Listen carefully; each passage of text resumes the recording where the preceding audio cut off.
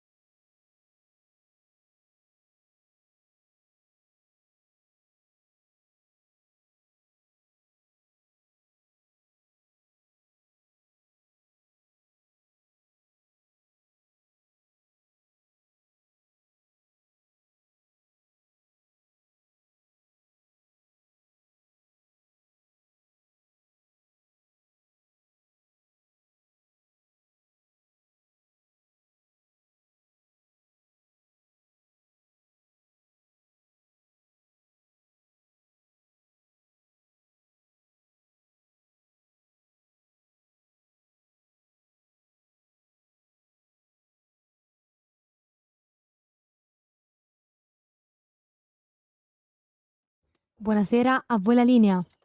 E ben ritrovati, avete appena ascoltato Dynamo Home dall'album Overnight Sensation del 1973, sempre il nostro inizio scoppiettante con Frank Zappa, naturalmente un testo che, lo dico, è da fascia protetta, soprattutto nella seconda parte, però, infatti abbiamo sfumato in maniera strategica prima di arrivare al clou della canzone, però un grandissimo pezzo, un grandissimo album, era veramente il Zappa migliore, secondo me è il periodo più entusiasmante di Frank, con una serie di musicisti strabilianti. Detto questo, siamo sempre noi, questo è Chilometro Zoom, Chilometro Zero, parliamo di agricoltura, ambiente e pesca, e io sono Lorenzo Viviani e lui in questa miss molto socialista stasera, tutta rossa, dico, c'è lui, c'è l'uomo, sembri un ex dipendente della Standa stasera, non so come mai, quei colori lì. È lui, non è lui, ma certo che è lui, il mitico, ineguagliabile, Antonino Danna. Devi usare un pollo, devi usare un pollo, se me la vuoi Ciccio, quella lì non la tasta. possiamo mettere. Quella Quando ci cacciano alla radio, amiche e amici miei, ma non dell'avventura, buonasera. Intanto ben trovata, buon lavoro alla nostra Castellana Sveva, siete sulle magiche onde di Radio Libertà, questo è Chilometro Zoom, io sono Antonino Danna e questa è la puntata numero 982 di oggi, venerdì 18 di aprile dell'anno del Signore 2025, venerdì santo, quindi oggi digiuno, astinenza dalle carni, tutt'al più si mangia pesce. Ma l'hai fatto? Ma l'hai fatto tu? Tu che sei uomo di fede, vaticanista, l'hai fatto? L'ho fatto sì, veramente tutti i fedeli cattolici sopra i 14 anni sono tenuti. Però, ma l'hai fatto veramente o ti cresce il naso di Pinocchio? No, non mi cresce il naso di Pinocchio, perché se tu avessi letto la Penitemini di Paolo VI, anno di grazia 1966, il digiuno può essere composto da un pasto leggero te lo sei modulato. Ti sei preso la deroga, ti sei derogato. Capito? No, non è derogato, è la normativa canonica voluta da Sua Santità Paolo VI, tuttora in vigore. Quindi. Ho capito. E poi il digiuno può essere sostituito, ora poi con questo papato non ne parliamo, da altre opere di misericordia, eccetera, eccetera, Ho eccetera. capito, Però, ho capito. sì, infatti ho mangiato solo una burrata. Sì, una burrata. La mozzarella e il bufalo ho una mangiato. burrata di 1,5 kg, però scherzo. No, quale chilo e mezzo, no. Sono finiti quei tempi d'oro, mio caro. Grande Antonino. Detto questo, di cosa parliamo oggi? Oggi abbiamo una puntata, tra parentesi, vi diremo, dato che anche se è giorno di digiuno, giustamente come ha ricordato oggi Antonino Danna, che insomma io mi appecorono alla tua cultura in campo cattolico, in campo vaticanista e compagnia cantante. Però detto questo, oggi parleremo invece proprio faremo venire l'acquolina in bocca a chi sta digiunando in questo venerdì santo, perché parleremo anche però di cosa si mangia a Pasqua. Quindi avremo il nostro amico che ci raggiunge in tutte le puntate prefestive, prefestività, che è il nostro amico Alessandro Circello, e ci dirà qualcosa di tipicamente italiano da mangiare durante la domenica di Pasqua. Insomma, quindi avremo anche la ricetta del giorno oggi. Esattamente. 340-670-9659 se avete voglia di dire la vostra attraverso la zappa o WhatsApp, che dir vogliasi, oppure se volete, se vi fa piacere, 0292947222 se volete essere dei nostri. Prima di avere il nostro ospite alle 17:45, intanto come passerai la Pasqua? La farò a Genova, la farò quest'anno.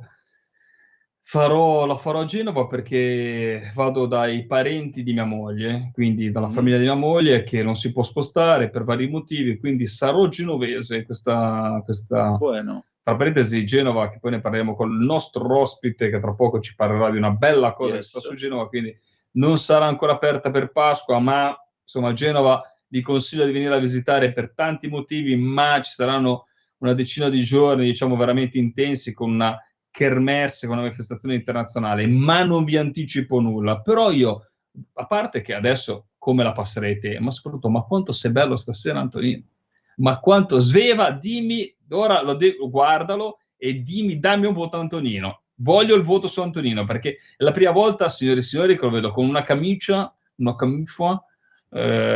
detto camicia perché si è messo con una posizione un po' tipo da snob, una camicia a righe rosse e con questa cravatta rossa, cioè due rossi che si sposano così bene. Ma stai di un bene, stai. Ma sei così Lorenzo, ma affascinante. Antonino è sempre al massimo. E quindi io sono al minimo, non ho capito. No, Complimenti, anche lo tu sei fai. sempre al massimo, ma lui lo vedo tutti i giorni. Quindi vedo le sue miss ogni giorno. È vero, è vero. Un conto una volta alla settimana, ma invece Antonino è dal massimo tutti i giorni. È una cosa pazzesca. Caro ragazzo, diceva il buon Oscar Wilde, che una cravatta bene annodata è il primo passo serio nella vita. Sono parole grosse. Sono parole grosse. Ecco, faccio anche dei gesti di finto interesse, no? Vedi, mi metto la stanghetta dell'occhiale. Oppure un altro gesto di finto interesse, guarda, mentre tu parli io li tiro giù, un po' alla Giuliana Amato, no? Sì. Vabbè. Bene. E allora, come lo passerai te Pasqua? Così chiudiamo i convenevoli. No, qui a casa nel profondo nord, serenamente, va bene così, anche perché io odio le riunioni familiari nelle feste, che sono soltanto fonte di inenarrabili rotture di cabasisi e liti, se sbagli soprattutto dove vuoi andare. Perché se sbagli parentado sei fottuto. Quindi a maggior ragione io... Prossima Pasqua, lo dico, anzi, prossima festività la passiamo insieme con la famiglia Viviani, la Pasqua, così avrei questo brivido lungo la schiena con Naccia che ce lo mettiamo di mezzo a farci due gotti insieme. Detto questo... un attimo. La vuoi sentire l'ultima? Lorenzo ci ha invitato per la Pasqua dell'anno prossimo. Vabbè, se vuoi venire giù anche domenica possiamo vederci Pasquetta, se vuoi venire giù a Pasquetta la passiamo insieme. Ecco, per Pasquetta dice se vogliamo passare questa Pasquetta lunedì. Se vuoi venire lunedì. Detto questo, dato che noi ci facciamo beatamente i fatti nostri in radio con migliaia e migliaia di ascoltatori che non le faremo sapere, dottore. Ringrazio la signorina, la signora, perdonami, Danna, la ringrazio. Detto questo, dato che sinceramente abbiamo anche un pubblico che vorrebbe insomma ascoltare, poi non so chi c'era prima di noi, ma chissà, magari parlavano di recuperazione, dazi, problemi del lavoro, noi poi cominciamo No, parlava di Gesù, Vincent, okay, parlava dei figurati. film che trattano di Nostro Signore. Ok, naturalmente il mio preferito è Jesus Christ Superstar, però insomma non lo posso dire, Idem. non vorrei essere blasfemo, non vorrei No, essere. non solo non è un film blasfemo, ma sempre il già sullodato Paolo VI, quando uscì Jesus Christ Superstar al cinema, volle incontrare la troupe e si comprò il vinile. Tant'è vero che la sera, specialmente quando arrivò verso la fine il suo papato, la sera lui faceva mettere il disco di Jesus Christ Superstar, gli piaceva soprattutto il pezzo di Yvonne Elliman, I Don't Know How to Love Him. No. I don't know how to love him. A me piace quello di Erode, oltre veramente. Ah, ci vedo, sei un po' Erode, te, ci vedo, un po' viziosetto così. Detto questo, c'è Vance dalla Meloni. C'è Vance dalla Meloni, ho capito. Fanno questo ping pong, un po' di là, si vedono un po' a casa nostra, un po' a casa loro. Poi ma ha detto cosa che... Ora, prima di Piana, non so se è già collegato. È già qui. È già qui, allora lo chiediamo anche a lui. Tanto diamo il benvenuto al vicepresidente di Regione Liguria, nonché assessore all'agricoltura, perché oggi parleremo di una manifestazione molto importante su Genova e lui è un po' di meno che Alessandro Piana. Ciao Alessandro. Ciao Lorenzo, buongiorno e buona Pasqua a tutti. Ben trovato, auguroni. Allora, domanda che avrei fatto Antonino e la faccio entrambi. Bilancio della visita negli States della Meloni. Prima J.D. Piana, visto che è vicepresidente. Vai Ale. Non ho capito la domanda, chiedo scusa. Bilancio bilancio così fuori sacco, vogliamo mettere in difficoltà stasera. Bilancio della visita della Meloni negli States. Ah, il bilancio? Sì, ma io credo che sia un bilancio tutto sommato positivo, perché comunque rimette in discussione, ad esempio, per quanto riguarda le mie materie di competenza, tutta una serie di rapporti, di dazi che in prima battuta sembrava Trump e gli Stati Uniti volessero mettere per i prodotti dell'agroalimentare italiano. Quindi già questo è positivo. Anche il rapporto conviviale che c'è stato, al di là di ogni formalità di rito, credo che sia un qualcosa sul quale puntare se come paese vogliamo continuare a guardare gli Stati Uniti come uno dei nostri mercati principali. Bene, Anto, una battuta anche a te e poi iniziamo. Allora, a parte il fatto che io mi trovo d'accordo col vicepresidente Piana, ma la cosa più interessante, avendone fatto anche la radiocronaca ieri sera, proprio è stata tra l'altro una diretta assolutamente a sorpresa, perché io pensavo che non avremmo dovuto più seguire l'evento e invece ci hanno beffato negli ultimi minuti di trasmissione. Posso dire questo, non è solo una questione, diciamo, di commercio, è anche una questione di peso specifico dell'Italia. Vi faccio presente che a seguire questo incontro tra la Meloni e Trump, ieri ci si è messa fin dalle 4:30 del pomeriggio la BBC. La BBC non si muove per niente, perché è un'espressione del soft power inglese. E pensate, quindi diciamo che il messaggio è molto chiaro. Da un lato ci sono le isole spazzate dal vento, come ha detto Re Carlo quando è venuto in visita qua in Italia. Dall'altro c'è il paese baciato dal sole. Quindi con gli inglesi resta la relazione speciale. Con gli italiani viene, soprattutto Trump sottolinea il fatto di avere adesso una voce di peso dentro l'Unione Europea e anche un orecchio importante dentro l'Unione Europea che lui odia a morte, per cui l'Italia da ieri ha un peso specifico dentro l'Unione Europea di prim'ordine che non avranno, finché Trump sarà al potere, che non avranno né la Francia di quel megalomane di Macron, né tantomeno la Germania, che è in stato confusionale, visto e considerato che domenica gli elettori dell'SPD devono decidere con un referendum se approvano o no il programma di governo con la CDU di Merz. Se questo non accade, significa che il governo non si fa e che gli unici voti che Merz può raccattare sono quelli dell'AfD, oppure tornano a votare. Quindi l'Italia in questo momento è in una posizione che definire d'oro e che non ha mai avuto dalla Repubblica in poi in Europa, specialmente da quando è stata fondata l'Europa, perché vi ricordo che siamo paese fondatore. Cioè, la situazione si è radicalmente rovesciata. Permettetemi la battuta. 14 anni fa, ve li ricorderete, Merkel e Sarkozy che deridevano Berlusconi in conferenza stampa. Ora, per dirla con Aldo, Giovanni e Giacomo, cioè si sta completamente ribaltando la situazione, perché ora è la Meloni che può andare in conferenza stampa e ridere di Macron. Non lo farà, ma il fatto è che Vance, quest'oggi, ha detto chiaramente a Giorgia: sì, organizzeremo il summit con i leader europei.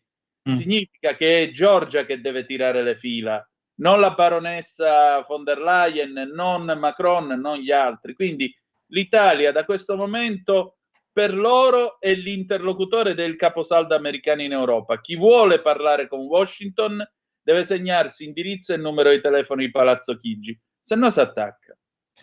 Bene, sono d'accordo con entrambi e penso che comunque sia una bella partita, anche perché la vera, e questo penso mi dia conferma anche Alessandro, quando parliamo soprattutto di agroalimentare, sfida è riuscire a mettere a sistema l'Occidente, regole soprattutto chiare, anche se devo dire la verità, le nostre regole sono molto più stringenti su tanti tipologie di fitofarmaci, anche per il discorso ormoni negli allevamenti rispetto agli Stati Uniti. Però un conto è lavorare alla pari con un paese come gli Stati Uniti, un conto è lavorare alla pari molte volte con paesi che non rispettano nessun tipo di regola. Ma a proposito delle nostre eccellenze, ora abbiamo divagato un pochino, ma insomma c'è qualcosa a Genova di molto molto importante. Prossima settimana inizia una manifestazione internazionale dove naturalmente la parte Liguria si fa in Liguria a Genova, ma risalto internazionale, risalto di una parte molto importante che è il florovivaismo ligure ed italiano. Quindi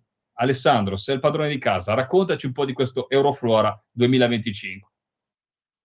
Grazie Lorenzo. Un Euroflora che torna a casa nel nuovo padiglione, nel nuovo waterfront di Genova, completamente ridisegnato, molto bello, e sarà un Euroflora dei record, ci auguriamo tutti. Sono molti i soggetti che a vario titolo hanno partecipato a questo importante risultato, ovviamente da quelli istituzionali che vedono primeggiare la regione, il comune di Genova, la provincia, la città metropolitana, tutti i comuni che a vario titolo hanno partecipato, il sistema camerale, le associazioni agricole, i vivaisti, i florovivaisti, i produttori, i floricoltori e tutti gli sponsor privati, che ovviamente senza i quali non sarebbe possibile probabilmente dal punto di vista economico raggiungere determinati standard. Credo che sarà veramente un Euroflora 2025 all'insegna dei record che già il settore florovivaistico a livello nazionale, per quanto concerne la Liguria, ha ottenuto. Diciamo che l'Italia è all'interno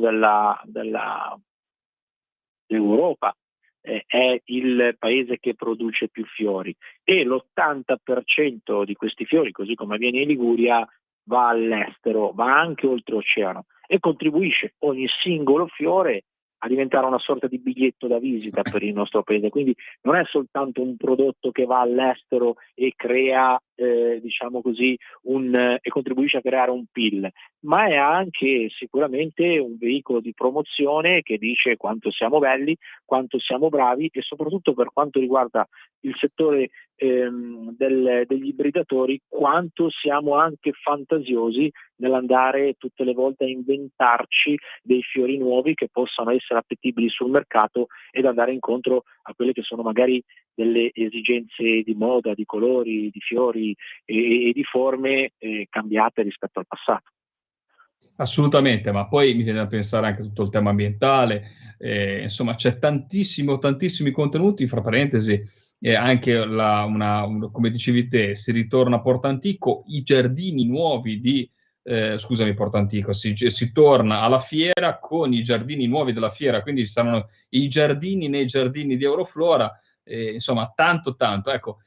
L'ultima domanda, cosa ti aspetti, come pensi che possa andare e soprattutto quello che può portare come volano economico? Cioè Euroflora serve anche a far conoscere, come dicevi te, delle eccellenze italiane, eccellenze che si differiscono anche un po' rispetto ai prodotti esteri proprio per la qualità, anche se magari la maggior parte delle cose non si mangiano, però anche qualità, soprattutto prima di tutto anche alla salubrità, perché comunque sia sono prodotti che vengono rispettando l'ambiente, rispettando certi tipi di regole, ma anche di qualità. Mi viene da pensare i fiori, ma anche tutta la parte arborea, diciamo, che viene da altre parti regioni italiane, come ad esempio la Toscana. Quindi, insomma, ci sarà tantissimo da raccontare, Alessandro, no? Sì, ma saranno presenti tutte le regioni, tant'è che il ministro Salvini verrà, il ministro Giorgetti verrà, il presidente Mattarella verrà a Euroflora, Lollobrigida, probabilmente verrà anche la Premier Meloni. Molti personaggi, diciamo così, illustri del nostro paese approfitteranno per visitare una delle 3 florali mondiali rimaste. Al mondo ci sono rimaste 3 florali, una l'abbiamo in Italia e l'abbiamo noi a Genova. Quindi credo che rappresentare un po' tutto il mondo della floricoltura italiana in quel determinato contesto per noi è un'occasione, è un motivo di vanto, e noi abbiamo cercato di riprodurre all'entrata, perché il padiglione del Liguria si trova all'entrata, dove c'è una sorta di percorso immersivo in mezzo ai sapori, in mezzo ai colori, in mezzo ai profumi che caratterizzano la Liguria, dagli agrumi alle aromatiche, alla lavanda. Quindi è un paesaggio che riproduce il paesaggio ligure. Dopodiché si entra nel padiglione della fiera, del nuovo palazzetto dello sport, dove anche lì si sarà accolti da sorprese di colori, di luci, cascate anche di acqua, giochi d'acqua, un ponte tutto all'interno, e poi ci ritroviamo nel Jean Nouvel, un altro padiglione della Liguria che rappresenta quelli che sono i borghi della Liguria, da il maestro Dascia che costruisce i gozzi a diciamo così le osterie tipiche dei Caruggi di Genova, ai venditori di frutta e di verdura. Quindi è rappresentato veramente quello che è la parte romantica del nostro territorio. Ci auguriamo, andando anche incontro a quelle che sono le richieste e le esigenze dei visitatori, che ci auguriamo saranno numerosi. Io posso fare solo un appello: comprate i biglietti e venite a visitarci. Assolutamente sì, un invito che sproniamo anche noi, perché sarà veramente, poi fra parentesi, la prossima quando lo vedremo, ogni quanti anni fa si fa Euroflora? Ogni 3 anni. Ogni 3, quindi se non volete aspettare altri 3 anni, dal 24 aprile al 4 maggio, Euroflora a Genova. Grazie Alessandro Piana, assessore all'agricoltura e vicepresidente di Regione Liguria. Ciao Ale. Auguri di una buona Pasqua. Auguroni di buona Pasqua anche a te. Allora, Antonino, sono le 17:56 minuti. Allora, portate appello, Sveva, Sveva no, perché non ci sei in presenza. Quindi qualcuno, chi è vicino ad Antonino, gli porti un caffè, glielo dico, oppure ti do, lasciami No, l'ho già preso. perché ti vedo un po' giù. No, ma è stato il rialzo improvviso della temperatura che mi ha ammazzato. La pressione barometrica oggi sì, appunto, sotto il servizio meteorologico dell'aeronautica. Sì. Va bene. Allora, ecco qua, questa è l'ultima di Trump, il primo ministro Georgia Da Giuseppe a Georgia, signore. No, veramente? Voglio morire. Ai ai ai. Georgia La Meloni. Georgia. Primo ministro italiano Giorgia Meloni è stata grande ieri nella sua visita alla Casa Bianca. Ama il suo paese e l'impressione che ha lasciato su tutti è stata, tutto maiuscolo, fantastic. Fantastic. Ah, perché l'ha messo su Twitter, su X, su Truth. Ah, so che sì. E Georgia on my mic, man. Siamo veramente a Georgia. Mi sto sentendo un po' Ray Charles ora. Come faceva lui. Che te devo dire? Ma che te devo dire? Vabbè, Giuseppe a Georgia, bellissimo, straordinario. Trump è... Non so voi, ma io mi sto divertendo da quando c'è lui di nuovo, veramente. Dunque, le 17:58, che te devo dire? Niente, noi ora almeno si svegliano un po', ci si sveglia, almeno un po' di scompiglio, c'è un po' di turbolenza, la gente comincia a svegliarsi, almeno, guarda, un po' di turbolenza. Io vorrei essere primo in tutto, meno che nella turbolenza, per citare Totò Truffa 62 quando lo dice a sua figlia, no? Cioè, ti voglio sapere prima in tutto, meno che nella turbolenza. No, meno che nella turbolenza. Vabbè, senti, niente, io direi che possiamo cedere la linea alla rete. Ci eclissiamo? Ti vuoi eclissare? Ci eclissiamo e diamo voce, invece, spazio e linea al nostro direttore responsabile Giovanni Sallusti. Però rimanete collegati, perché dopo si parla di pappa e di Pasqua, quindi di cosa si mangia a Pasqua, ed è una bella cosa. Fa prendere il Conciccello, che sapete che è Federcuochi Lazio, quindi ci sposteremo su una cucina centro Italia, ve la accioccate, mi spiace per chi è dell'estremo nord, dell'estremo sud, ma per par condicio abbiamo scelto proprio chi sta al centro, così almeno nessuno si può arrabbiare. No, un grande cuoco. A tra poco! Avete ascoltato Chilometro Zero.